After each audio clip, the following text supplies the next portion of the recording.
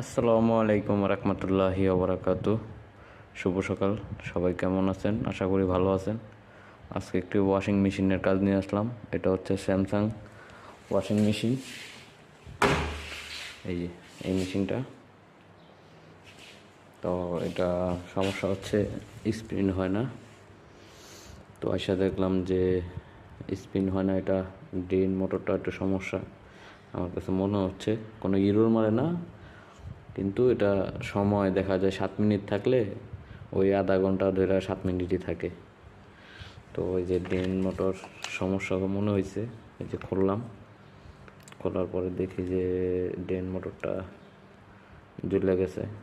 হ্যাঁ, একটা কাজ করে আর একটা কাজ করে নাই। যে এটা কাজ করে, এটা ঠিক আছে, এটা গরম, এটা চলছে বোঝা যাচ্ছে আর কি। আর এটা চলে নাই, এটা ঠান্ডা।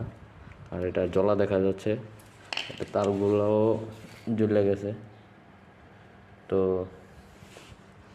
দেখি এটা চেঞ্জ করে, এখানে যেহেতু আরও মেশিন আছে ওগুলাতে খুলে দেখব যে মোটর ঠিকঠাক কাজ করে কিনা আর স্পিন ঠিক মতো হয় কিনা।